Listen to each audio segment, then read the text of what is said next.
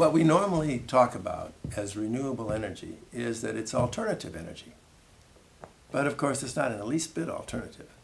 It's the standard energy, it's the normal energy, it's the eternal energy that the whole planet has lived on. There's 15 million species, and 15 million species all live on solar energy alone.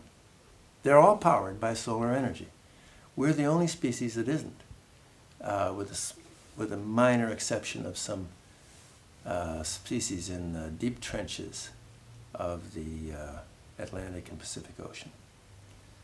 So 15 million species live on solar energy. We don't. We're living on an alternative energy. It's called fossil fuel and nuclear fuel. These things are alternatives. We have to return to the mainstream energy. And that's what we're about to do. Because there was only a 200-year lifespan for those solar energies.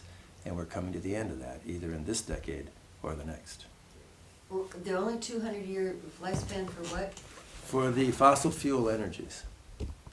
Because it was only during that period that they would be cheap. We've lived off cheap energy, and during that period we did an amazing thing.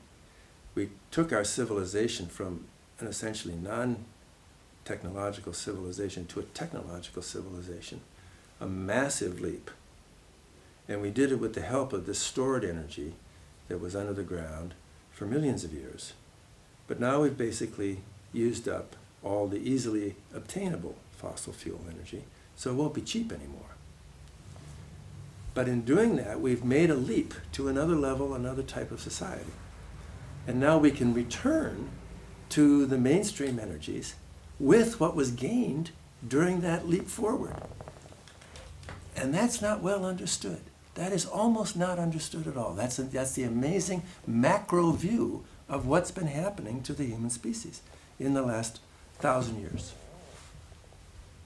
So can you elaborate on how you think it might look? Oh yes, yeah. Well, first of all, the era of cheap energy is the era we lived in on our grandparents and our great-grandparents, but not much before that. My grandmother, for example, who raised me, never saw an automobile until she was in her 30s. Of course, they had horses, and they had buggies, and they had everything, and she raised me. I was raised by a woman who was born during Abraham Lincoln's administration. And that's how recently we have changed to this new civilization, which we take totally for granted as if it was eternal. Not at all. My grandmother could never learn to drive a car because she was too old by the time that they came by, and she didn't have the neurons for it. So this kind of thing is coming to an end. It's been very brief. It's been this glorious efflorescence. And now it's coming to an end. The question is, how do we ease ourselves onto the next plateau instead of going down into a great crash? And going into a great crash is what the folks that are now in power in America are leading to, because they don't have the imagination of the other. They can't imagine this other world. And that's fine, because it's not fine, but it's certainly understandable. It's not easy to imagine it. After 3 generations, you almost always forget the old way of living. And that was actually Mao Zedong's hope, that if he could stay in power long enough, they would forget capitalism completely. But it didn't quite happen, right? Capitalism slipped back in. But that was his hope, that was his dream. Capitalism can be used for good purposes just as well as any economic system. So that's not the problem. The problem is living in such a way that you don't have, at the end of a particular generation, you don't have much to hand on to the next generation. That's the only real problem. Anybody's lifestyle is a fine thing. We don't have to critique your lifestyle, except that if it robs other people. If it robs other people or robs other species, then you have to think about it. Well, we're coming to the end of the fossil fuel era. And in coming to the end of the fossil fuel era, we've got 2 choices. We can either switch quickly to renewables, and actually prevent the losses of massive numbers of species and undermining of the potential for future generations. Or we can do it at the very, very last minute. It's not a question of whether, it's a question of when. And if you do it at the very last minute, you do maximum amount of damage and make recoverability far, far less possible. So these are only two options as a world civilization. Now, what will it look like? Well, I can give you an example of what we did in 1977 with the new Alchemy Institute.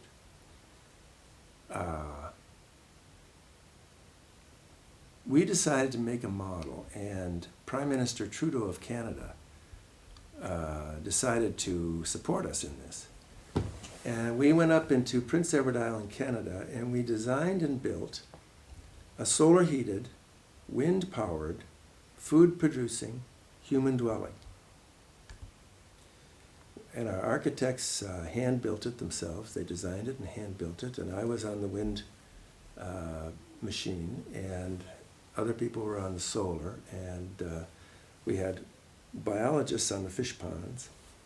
And this little house was the beginning of a model. It was to stretch the imagination of what's possible in a post-fossil fuel era. And it was, I have to say, it was the most comfortable, most salubrious, most wonderful dwelling I ever spent any time in. And I didn't expect that, even though I was part of the design team. I didn't expect how wonderful it would feel to live in it. Let me explain it to you. It was an ordinary two-story human house, Canadian human house. Living room, kitchen, upstairs it had what would have been a bedroom was a scientific laboratory. And there were 2 or 3 bedrooms. And there was a workshop in the back which doubled as a garage. And then attached to the south end of the house was a 90-foot greenhouse. And then above the greenhouse, there were what were called drain-down solar hot water collectors. We didn't even have any photovoltaics. It was so primitive.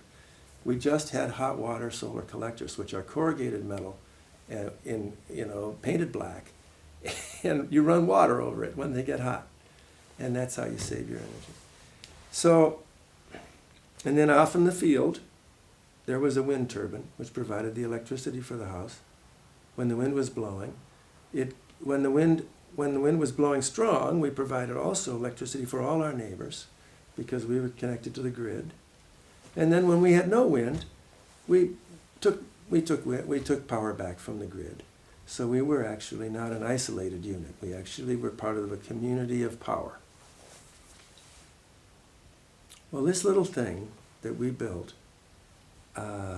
summer and winter in Canada, quite far north, needed only the tiniest little wood stove in the corner of the living room. And it wasn't for heat. It was for a psychological feeling of a flicker of flame. Because this little house completely heated itself, cooled itself, fed you, and did everything you needed. And in a steady state, almost non-moving part system. Underneath the floor, we had 2 huge tanks of water. And these tanks had insulation about that thick. And there was a 3-month season when there wasn't any light, not much sunlight in that part of Canada. It was very cloudy. And so we had to design it so that we could live through that season without getting cold. So we stored 20,000 gallons of water here and 10,000 gallons of water there in this thing. So we would store August and September heat for October, November, and December. And we would heat the house entirely with heat that we picked up in August and September. How'd you keep it hot? In this insulated bin. If we had foam insulation that thick, right, on the bottom, the sides, and the top, and you just put the hot water, and insulation insulates. Yeah. And then in January, the clouds would drift. We designed it according to the seasonal patterns. The clouds would drift away, And the sun would come out and bounce not only out of the sky but off the snow. And so we were getting twice as much solar heat on our panels as we would in the summer, even though it was a weaker sun because it's further away. And then all of a sudden we were heating ourselves naturally by that.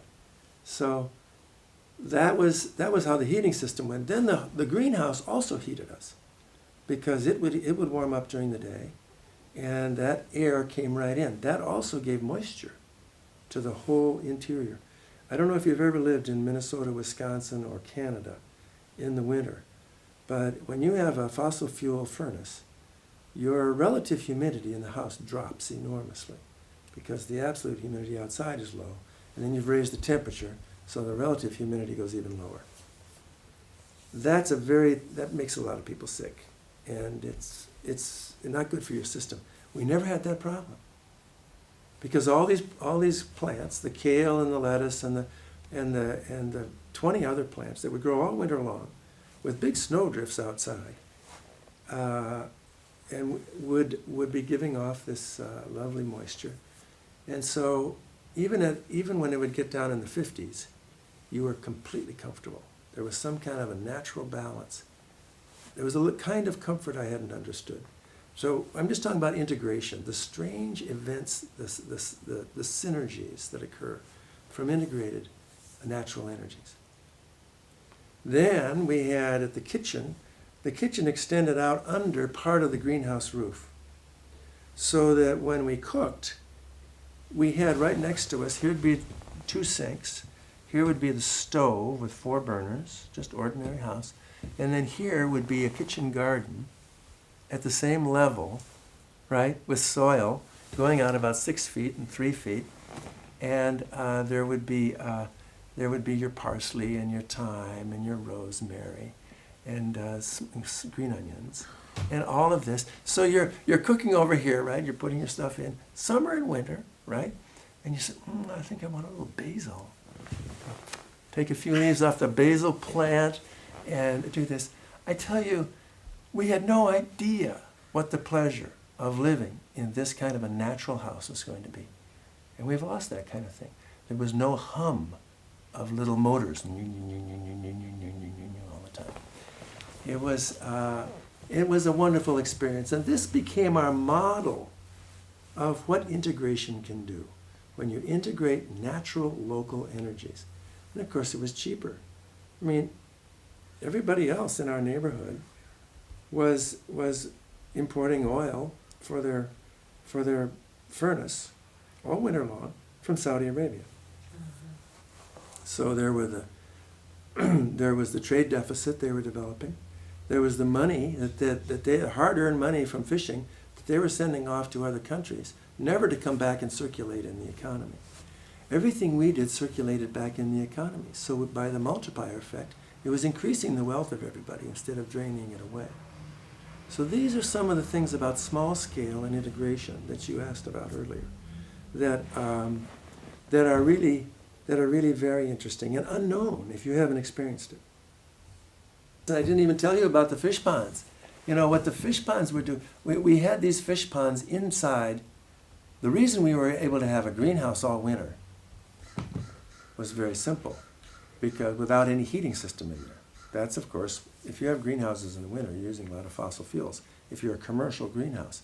But we didn't need that because we had these big transparent fish ponds in like huge tubes about 5 feet wide and 6 feet high. And we had 20 or 30 of them lined up in the back of the greenhouse. And the algae that grew in there, the green algae, became solar collectors. So when the sun came up in the morning, it would go in, it would hit these fish ponds, and the collector surface was the blue-green algae, which was designed first as a solar collecting surface 4 billion years ago.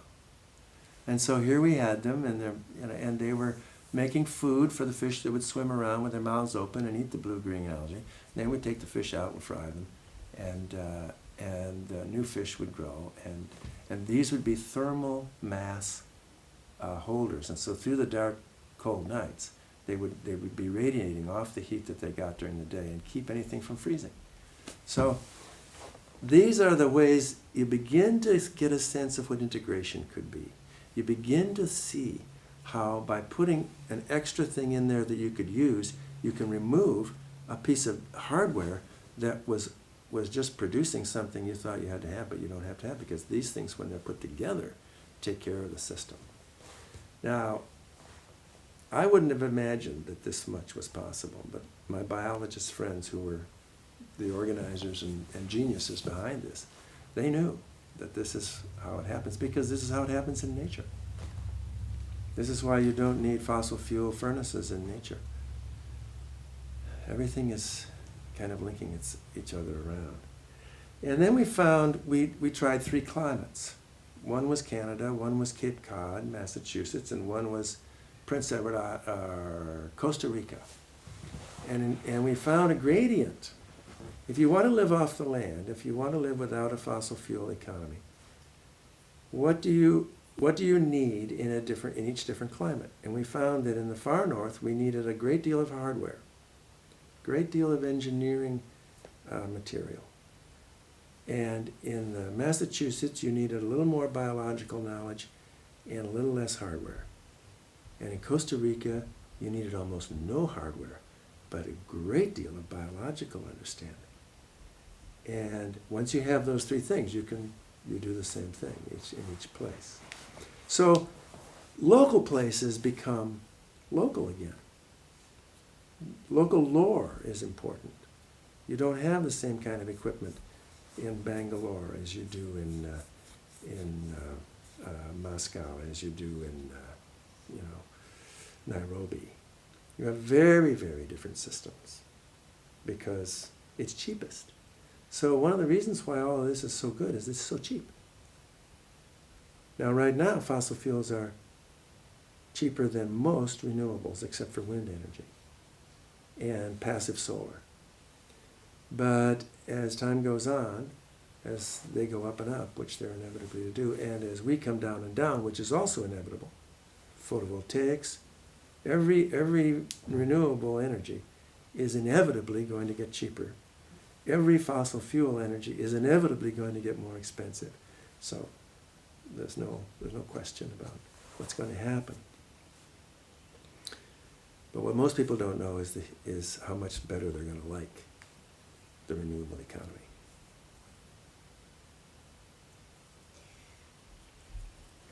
Can you? You mentioned the term which intrigued me earlier, a community of energy.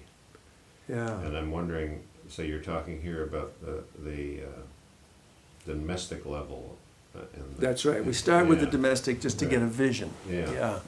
But how does that concept apply of integration and a community of energy apply at the local and regional level, or at the societal level? Are you looking maybe at San Francisco as a model? Right.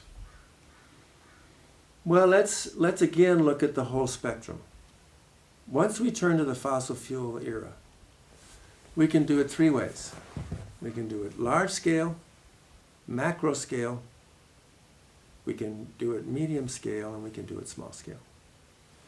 And if you do it macro scale, that's already been designed. Designs for that are already set up. And it is known that we can get all the energy we need for this planet, civilization, by solar collectors on 2% of the world's deserts. Produce all the power we use today. Leave 98% of the world's deserts alone. Use 2% with solar collectors, and you can produce all the energy we need. You make hydrogen with it, and you pump it around, and you have that at any time of day or night. And you use it as direct electricity when it's the appropriate time of day. India has a great desert up in the northwest. China has a great desert up in the north. You start thinking of the great human populations. And everywhere you find a great human population, you find a nearby desert. So it's all set up. Now you could use all your big high-tension wires. You could use all the infrastructure you have. In other words, you could imitate the fossil fuel economy with renewables. So that's one vision. It's nice to know that that can be done, because a lot of people with no imagination about these things, or who don't remember grandmothers as old as I did, they have a hard time imagining it a different way without sacrifice. How do you respond to the people who are always saying, you hear this over and over again from the petroleum industry and so on, we just can't develop alternatives, sufficient to match our current level in time, so we just have to go back to coal and build up more nuclear, and, we really do need to dig deeper and drill deeper, and, what do you say In to them? time for what?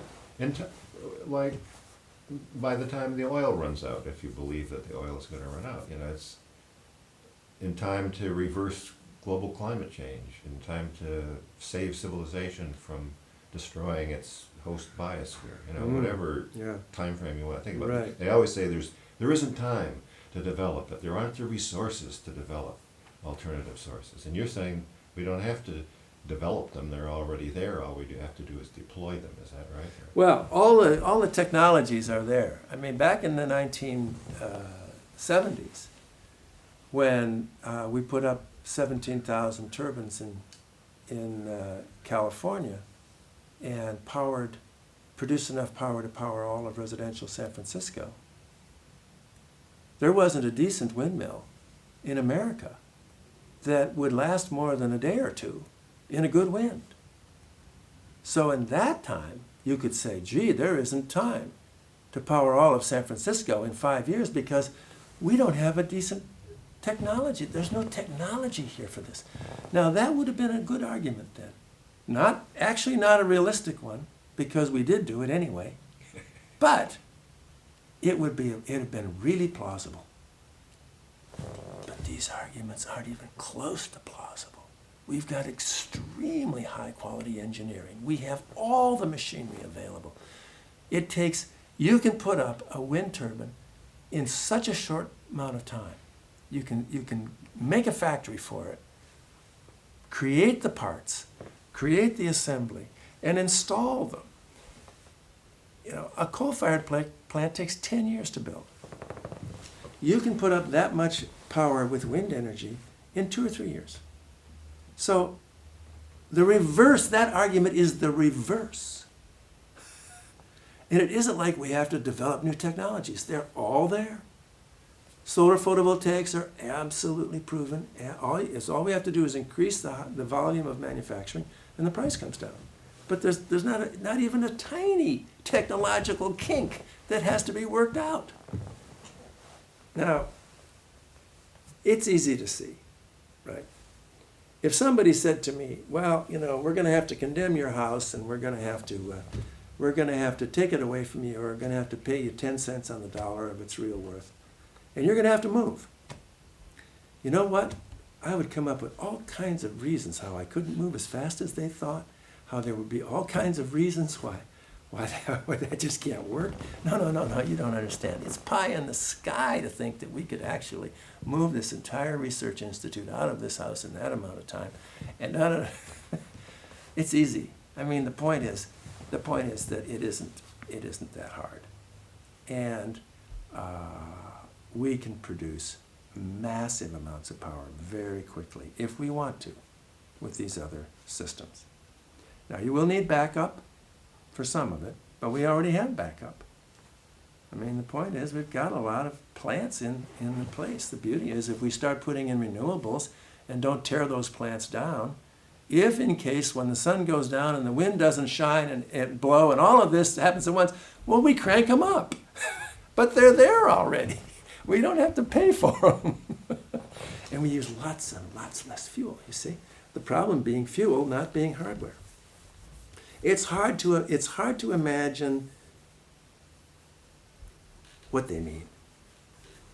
It's hard to imagine what they mean. Here in Moran, when the Japanese attacked Pearl Harbor, our Pacific fleet was severely damaged. A huge portion of our Pacific fleet went down. And we were immediately at war at the same time, which was their idea. smart move, if that's what you're trying to get at. They effectively did it. We started producing, here in Marin County, warships at a high speed from nowhere. All we had was little sailboat, docks. And we started producing warships so fast that it makes your head spin. If you look at the history of that, how fast you can make it. And you know who the builders were of that?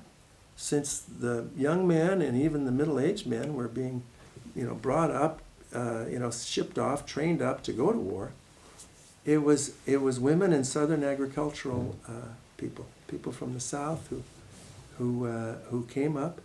A lot of them black, a lot of them without big educations, and women who built these warships in Marin and Oakland. And when I read the history of how fast that happened, simply because we thought we needed to, I was stunned. Nothing we have to do in renewables is as big a deal as that. So, it's not a deal. It's a matter of market share. They just don't want to give up market share. Is it a matter of tax breaks and subsidies? Well, tax breaks and subsidies have helped them, but see, it's the linkage between, people, lobbyists, and people in government who have great sympathies for these industries, right? And that loops back around. They make sure they have the tax breaks, and the tax breaks make it like an addiction. They don't want to give that up. They don't want to shift too heavily into renewables, which they could, right? With the vast capital that they've got. And the Europeans have, of course. The European oil companies have. Because the European oil companies are in Europe. And Europe believes in global warming. So BP and Royal Dutch Shell are shifting strongly into renewable energy because they've got no love of petroleum. The beauty of it is an energy company can be an energy company with any source of energy. It isn't stuck to a particular source of energy. It has a lot of embedded capital, in it, of course. And if I was running an oil company right now, I'd be calculating all those things very much. I mean, you would too. I mean, this is what your job would be. We have all this embedded capital, and we want to get our profits out of it, and maybe we should shift to renewables, but that wouldn't have the same profit margin right now. So these are the issues that are being asked, I'm sure. Mm-hmm. I was at the National Hydrogen Association meeting last March, a year ago March, and Secretary of Energy Spencer Abraham was there, and top officials, senators, but administration officials were there. And they went, not top ones, but energy officials. And they talked about hydrogen as, on only one dimension. The importance of hydrogen is to free us from dependency on the Middle East. There was never the faintest mention of global warming, right, by any of the American administration. There's no reason to think that that could be a problem. And then the Secretary of Energy for Great Britain, I think it was, got up. And he said, there's no question that Secretary Abraham is right, that hydrogen is important for us so that we don't all depend on particular countries in the Middle East or anywhere for our energy. But he said, one thing I need to tell you all, and I haven't heard anything about it here, is he says, global warming is such an enormous threat that it is the primary reason why we need to move to hydrogen and renewables. And everybody's going, oh, yeah, And then he said, you should know this. There is not one political figure in Europe that doubts the science on global warming. You should know how unusual your administration is.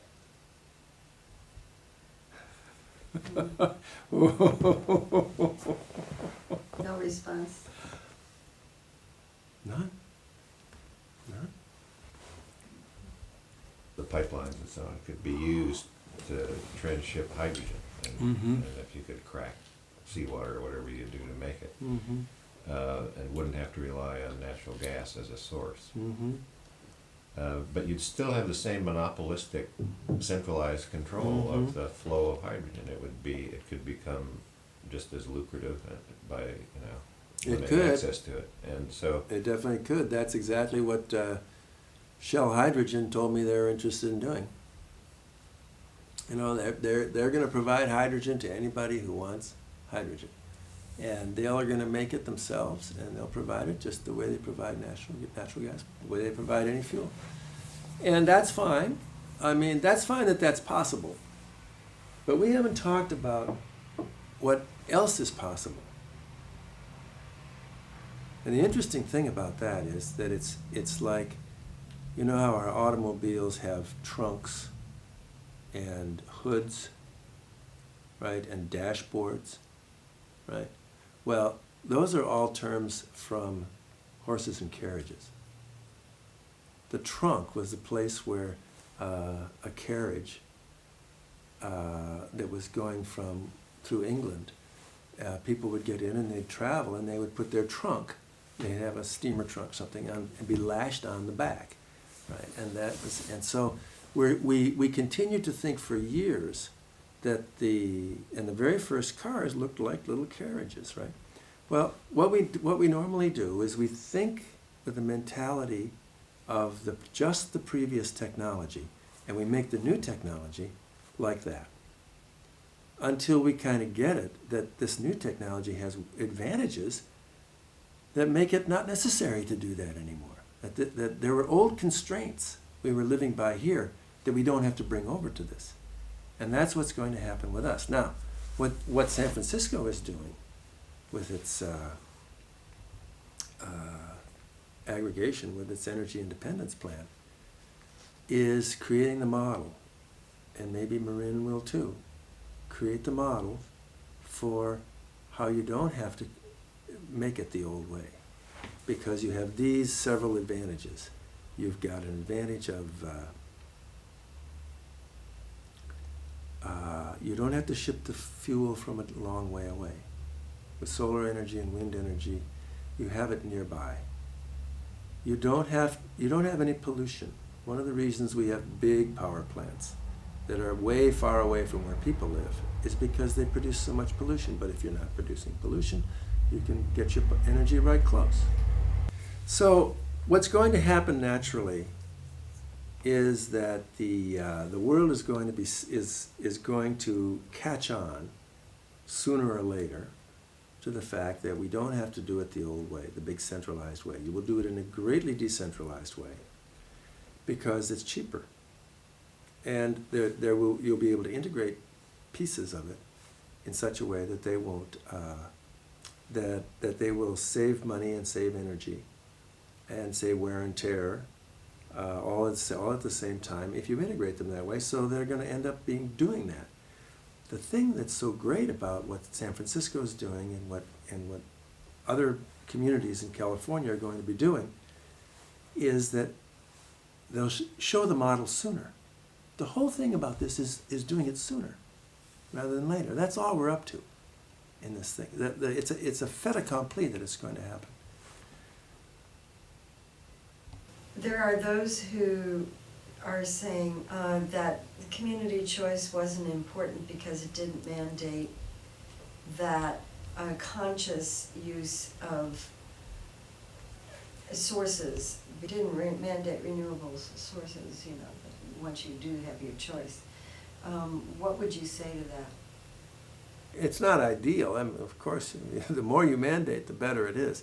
What it does is it gives the opportunity for people who want, right? So you're not forced to create global warming, right? You're not forced to damage the environment just to get what you need. See, this is a moral issue. We are being forced by being linked into a system of fossil fuel generations and nuclear generation. We're forced to just to get to read our book at night, to turn on a television set or a radio, or stereo. We're forced to harm the environment. Now, that's a sad thing when a society makes you do something immoral to get what you basically need. What the community choice law does is it frees up local communities to get their power from a place which fits their conscience. You're not free to until you have that ability to say, okay, we're not going to go with the big utility and all their own and their choices of power. We're going to go to our choice of power. We're going to do it together so that we can bargain. It's not going to be like individually, so we all have to pay so much more. We're going to be able to bargain for it because we're a large buying co-op here. And we're going to go out and buy it ourselves, and we're going to decide what kind we want. You hear a lot of talk about free energy devices and how the government and the industry are suppressing the development of all this and all that. No. What do you know? Yeah, no. It sounds like pie in the sky when we got so much in our hand. no. Well, if you're, the laws of physics, as I know them, and I'm not a physicist, but as I know the laws of physics, free energy is you need to be extremely skeptical about it. It certainly is, I personally put it at the level of a perpetual motion machine. You can design them. As a kid, I designed perpetual motion machines. I just did. I love figuring out ways in which I could get something started that would go forever. And but you've got the second law of thermodynamics, and that's the killer.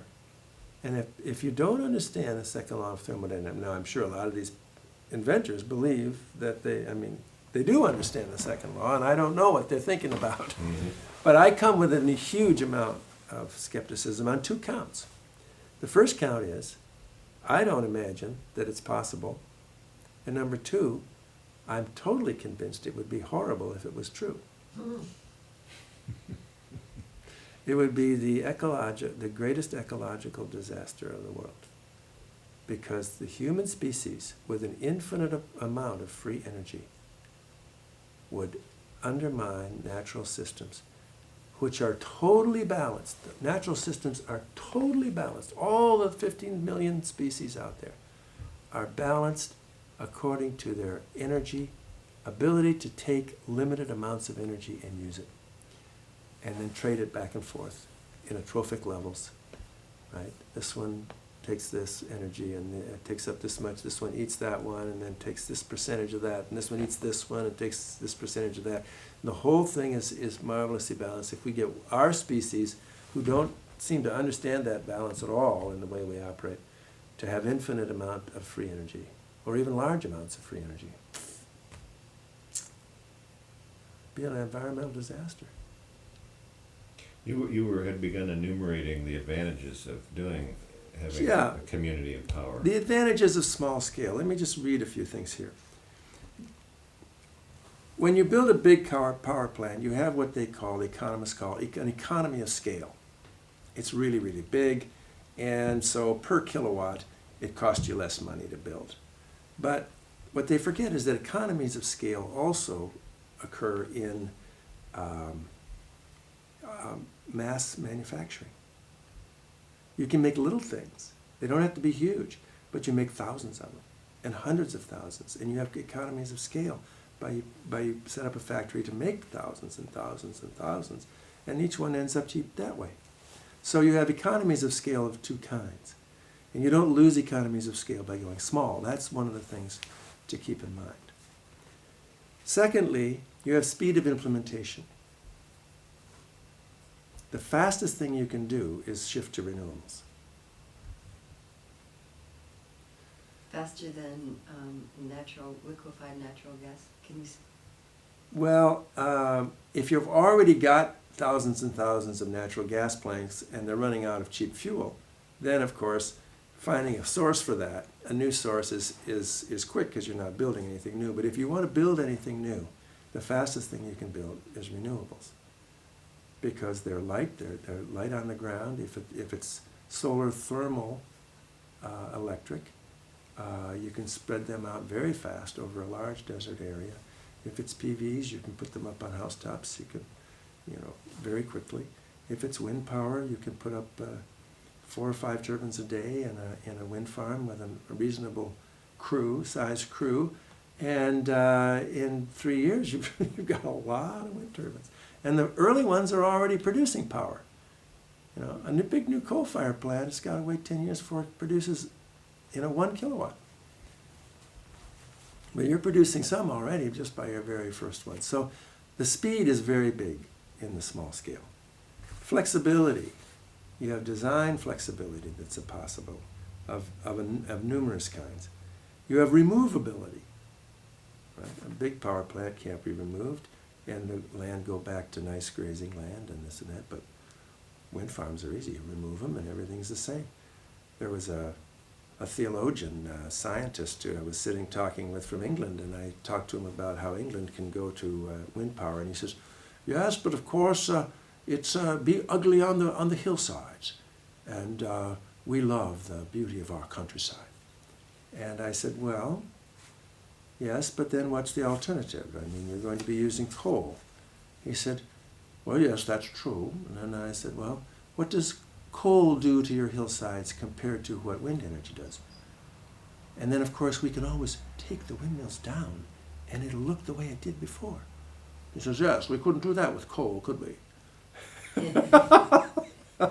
And you can imagine these awful, awful coal fields of Wales, which used to be these lovely green hills, So that's the kind of thinking we have to do. But we have to all become alert to this kind of thing, because otherwise the professionals are going to say, no, the old way we've done it is the only way. We can't do anything fast enough otherwise. So the other thing that small scale does is this ease of comprehension. Everybody can understand it. Therefore, more people can get involved, and it does create more jobs, and it creates jobs for people doing things that people can know how to do, right? Workers, wind energy workers, solar energy workers. It's not a high-tech thing like a nuclear plant. You don't have to have a PhD. You don't have to have a tiny number of people. We actually need more jobs. This reduction of jobs we've come to the end of that. It's time to do more job creation. So there's the psychological, physical, philosophical link to the natural world, which, as I mentioned to you, like up in Prince Edward Island, Canada, every time I took a shower, it was like this amazing experience. This water was so soft and so sweet. Your actual, I don't know why, but if you're kind of burning that water with fossil fuel, you're heating it up too hot and it comes out, and then you have to mix it with cold, but it comes from the sun at just the right temperature. And it's a different feeling. It's hard to explain to anybody who hasn't had that feeling, but everybody I know who experienced it and later was interviewed came up with the same thing, even though we didn't talk about it among each other. So it's a common experience. The next thing that small scale does is that it creates the consumer-producer unit. Big scale, you've got producers far away and consumers over here, and everybody's a fragmented person, right? The producers only produce big megawatts, and the consumers only consume. And so what you've done is fractionated the kinds of things. What was so sane about the old way of living on the earth was that people produced their own things. They produced them and consumed them, right? People cooked from scratch big meals, right, and ate them. They grew them in the gardens outside. They knew the people they would exchange. One person had a cow, another person had chickens, and they would exchange eggs for milk. But this was that kind of producing, consuming loop in which everybody was in it, and it's psychologically more sane. And once we get back into local energy self-reliance, county energy self-reliance, city energy self-reliance, bioregion self-reliance, we start having bioregions now, you see. Everything that's happening right now is the beginning of that, is the final coming back of that. It's finally coming back. Local self-reliance makes for saner people. The whole loss of our youth to drugs and violence and this from, it's just there's some real advantages here of integration. low capital expense. So it's good for the third world. Again, most third world countries are just broke with their energy costs and sending out hard currency away from their countries to buy their fuels. They've got their energy is delivered every day. They don't, and for free. They don't have to do that. That's an important thing. And there's a comparison with the telecoms. Here's another small scale regional thing. When the telephones in those countries that don't have big telephone wire systems everywhere, the cell phone has become the standard phone. And what it is allowed an advanced technology into a place which didn't need to build huge roads, which didn't need to bring in great truckloads of fossil fuels, which didn't need to build huge buildings. And we can do the same thing with wind and solar and biomass. Wind and solar and biomass together, biomass as backup system, are beautiful little units. They can be done at the village level, they can be done at the regional level, and they can be done without even good roads, much less wires coming in, much less big bureaucratic systems coming in. So this is the leapfrog idea, where you just, a lot of the world can just go right ahead and jump over the big power plant era and then produce their own fuels for cars, for their own, so all of this is really where it's definitely going. And the balance of payments thing is just unbelievably going to be helped out. I mean, the rich country, poor country syndrome, the I drain my country's cash into your country's bank account, it just won't happen that way anymore. We'll find we can build more things at home, that our own people need the jobs. We don't have to have them manufactured overseas. And we come back to equilibrium. We come back, and then maybe the climate could come back to equilibrium. What we're really talking about is returning to a kind of equilibrium from a hugely biased way of life. But it's starting here. What's so neat about it is that it's starting here. That the long-term ripple effects of making this happen here is very, very key.